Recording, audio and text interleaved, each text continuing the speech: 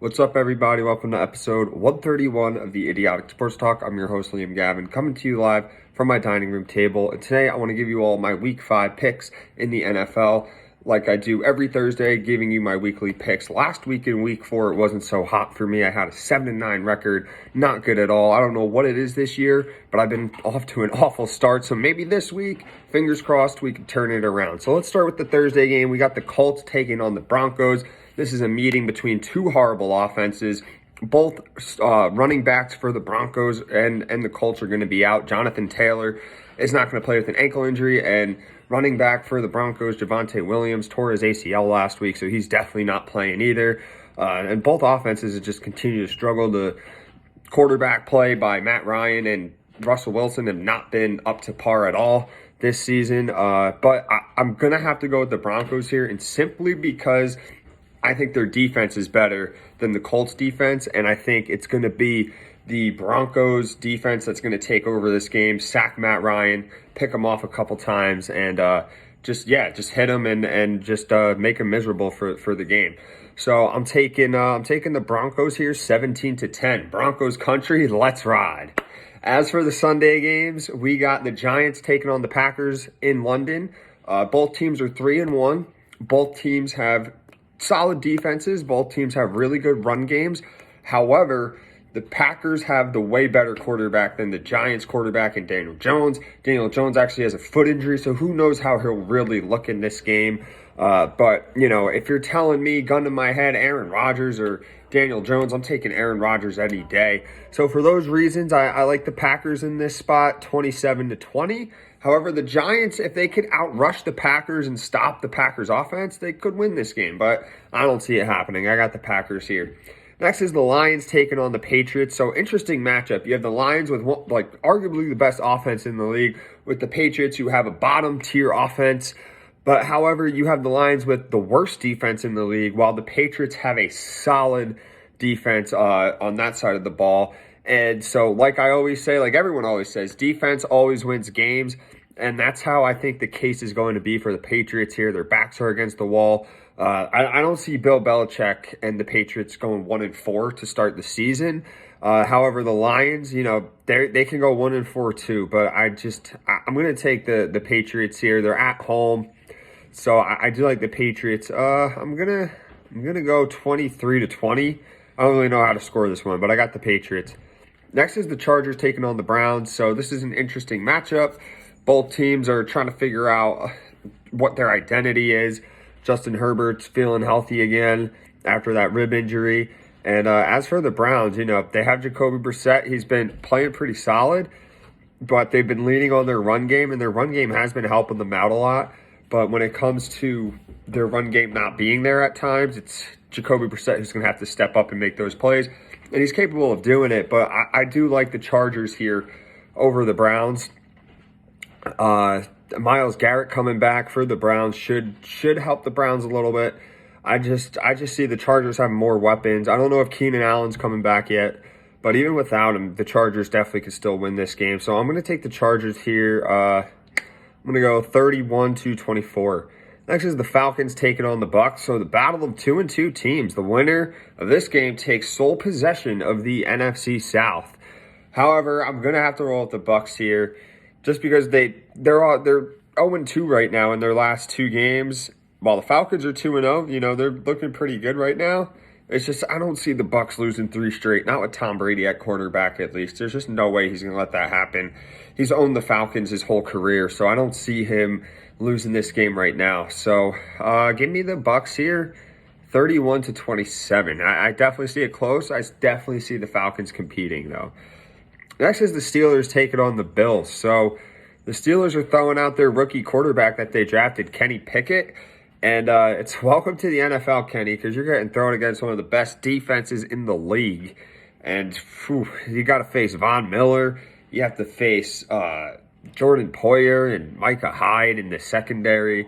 Matt Milano, a linebacker. It's just going to be really rough. I don't see the Steelers keeping it like super competitive, but I also don't see them getting blown out. Maybe like a 10-13 point loss for the Steelers.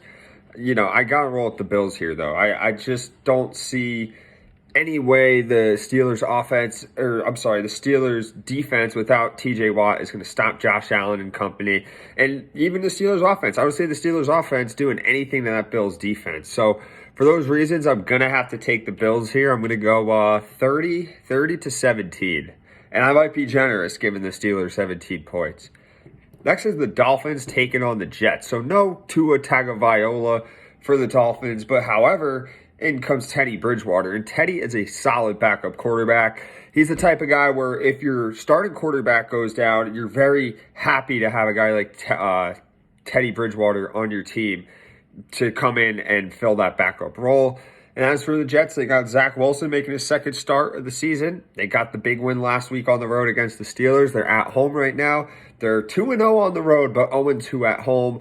And unfortunately, I do see the Jets falling to 0-3 at home. I see it being a really close game. And honestly, I wouldn't be surprised if the Jets won because, the Dolphins without Tua Tagovailoa are kind of a different team.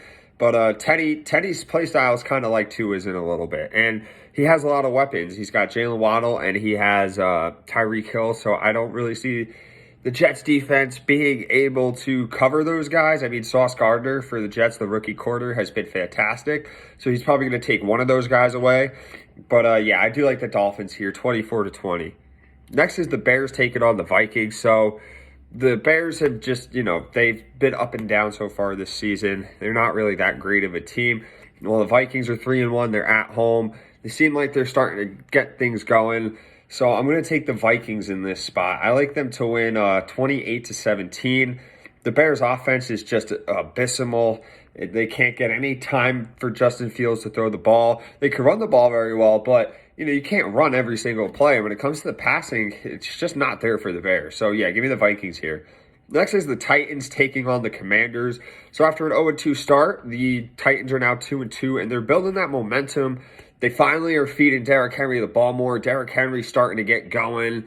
His wheels are starting to churn, and I see him gashing through that Commanders defense. I gave the Commanders defense some props. They've been pretty good against the run, but Derrick Henry is just a complete other animal, and I just see him steamrolling through the Washington Commanders. So I like the Titans to win 26-15.